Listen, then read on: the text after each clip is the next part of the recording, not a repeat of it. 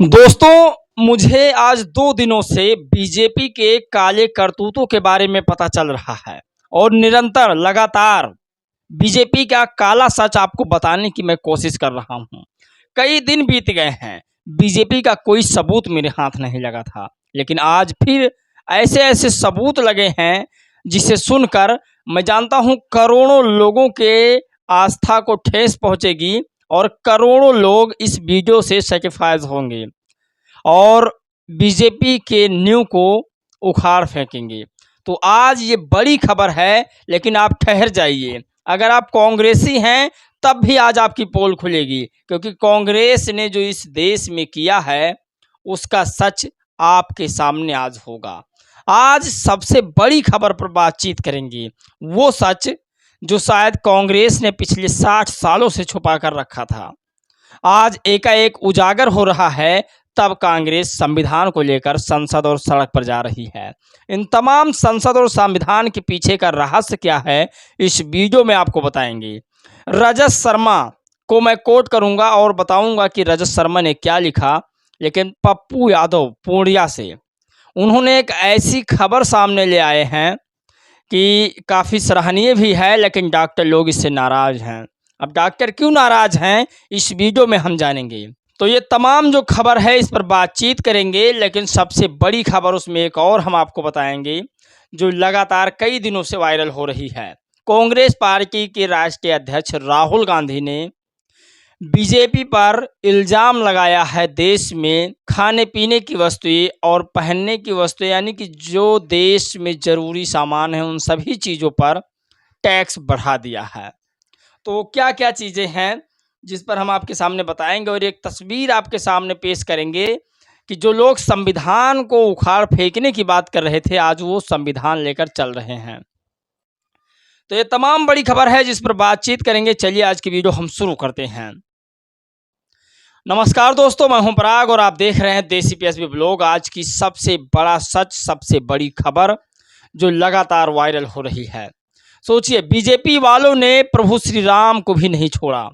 वो प्रभु श्री राम जो इस देश के करोड़ों लोगों के आस्था का केंद्र बने हुए हैं, जिनके बदौलत बीजेपी ने चुनाव जीता और चुनाव जीतकर फिर से लोकसभा यानी कि प्रधानमंत्री के प्रचंड में तीसरी बार की लहर हासिल की और जीतकर राम मंदिर को ही भूल गए।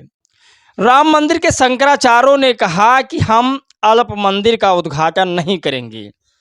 तभी मोदी जी को समझ जाना चाहिए था कि मंदिर में कुछ तो गड़बड़ है। आपको बता दें, यूपी में पहली बारिश हुई है और ये बारिश अयोध्या में भी हुई है। अयोध्या में पहली बारिश से ही सड़कों में गड्ढे, अयोध्या में पानी भरना, और ये सब छोड़ दीजिए, प्रभु श्री राम के रामलला का जो मंदिर है, गर्भगृह जिसे कहा जाता है, उसमें पानी टपकना, एक बहुत बड़ा इस देश के प्रधानमंत्री के गलती का सबूत निकल रहा है। तो आप सोचिए, जितने भी काम किए इन्होंने, अटल सेतु 18,000 करोड़ रुपए से ज़्यादा लगा हुआ है पैसा इसमें, और इस पुल के निर्माण के महज 2-4 महीने के अंदर अंदर अभी उद्घाटन हुआ फरवरी में, और आज पुल में दरारें आना शुरू हो गई। राम मंदिर की जो 22 तारीख को प्राण प्रतिष्ठा हुई, आज उसमें पानी टपकना शुरू हो गया। तो ये कहीं ना कहीं बीजेपी की नाकामयाब चाल है, और जीतने के लिए मंदिर बने या ना बने, मंदिर में प्लास्टर लगवा दो या फिर किसी तरह का से मंदिर का ढांचा दिखवा दो, चुनाव लड़ लो। और इसी का नतीजा ये है कि अयोध्या में पासवान साहब को प्रभु श्री राम ने अपने आशीर्वादों से संसद भेज दिया। तो इस पर तमाम लोग नाराज भी हैं, लेकिन जब ये खबर लोग सुनेंगे कि जिन्हें हम प्रभु श्री राम कहते हैं, जिन्हें हम भगवान मानते हैं, उनके साथ बीजेपी ने छल किया है, तब उनके दिलों पर क्या गुजरेगी।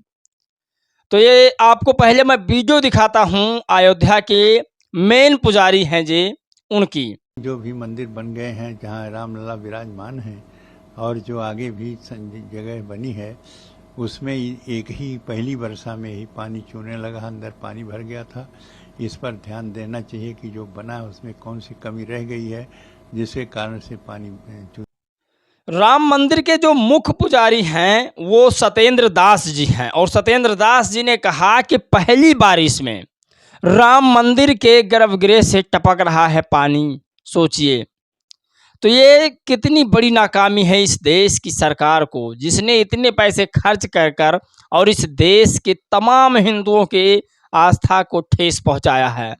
खैर, मैं संविधान को मानता हूं, लेकिन इस देश के जितने भी लोग हैं वो हमारे अपने हैं, तो सभी के धर्मों का मैं आदर करता हूं।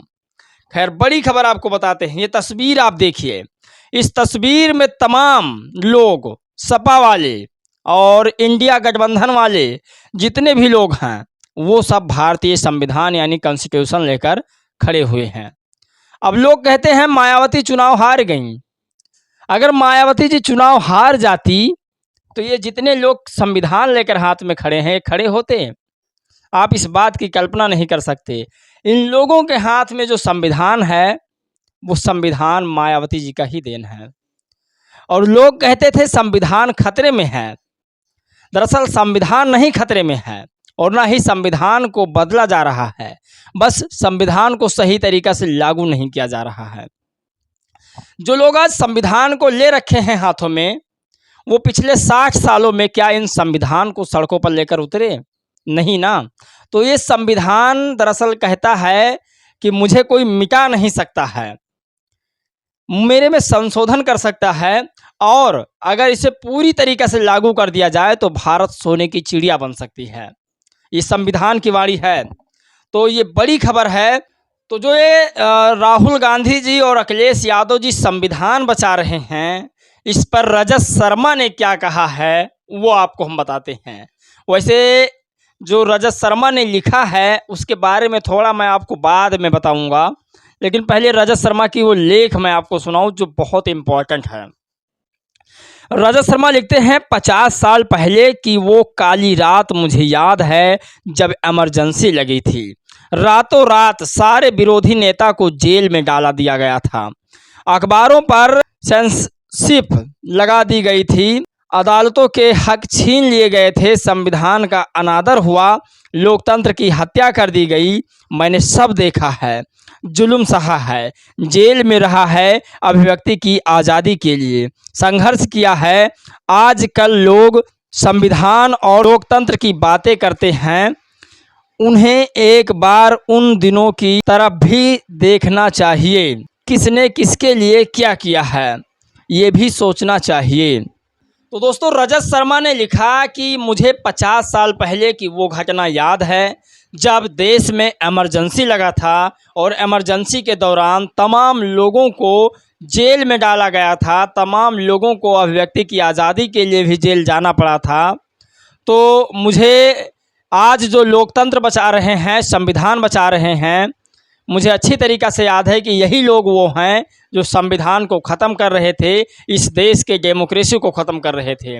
कांग्रेस पार्टी के ऊपर ये इल्ज़ाम रजत शर्मा पत्रकार का लगाना है। लेकिन आपको बता दें रजत शर्मा जी, मैं कांग्रेस का कोई ऐसा कार्यकर्ता नहीं हूं, लेकिन आपको बता दें कि ये बात ज़्यादा दिन की नहीं है। जब देश में कोरोना काल लगा था तब उससे भी ज़्यादा बदतर ज़िंदगी थी।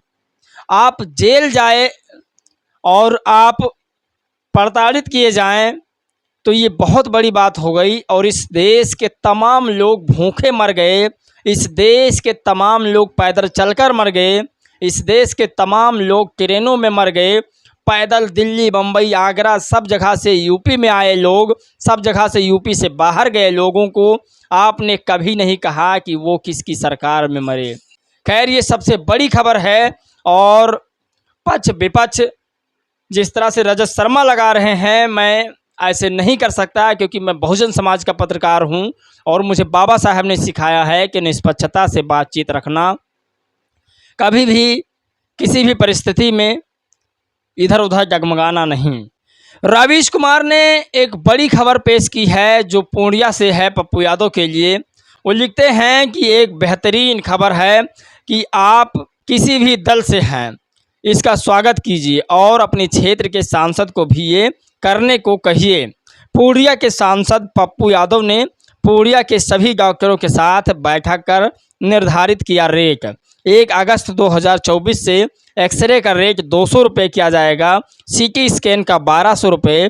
पहले 15 दिन के लिए पुनः फीस लागत लगता था, अब इसे बढ़ाकर 1 महीने कर दिया है। अब 1 महीने तक कोई फीस नहीं लगेगा और फिजिशियन का जो फीस है वो 500 रुपये होगा, जबकि सर्जन का जो फीस है वो 300 रुपये होगा। तो ये पप्पू यादव की पहल है और उनका कहना है कि देश में महंगाई कम हो, डॉक्टरों की फीस कम हो, ताकि बेहतर इलाज हो सके और बेहतर खान पान हो सके। तो ये पप्पू यादव की पहल है। लेकिन राहुल गांधी ने इल्ज़ाम लगाया एनडीए सरकार पर महंगाई को लेकर। बाकी आप लोग की क्या राय है, क्या प्रतिक्रिया है, अपना सुझाव ज़रूर दीजिएगा। आपके जवाबों का इंतज़ार रहता है। जय भीम, नमो बुद्धाय।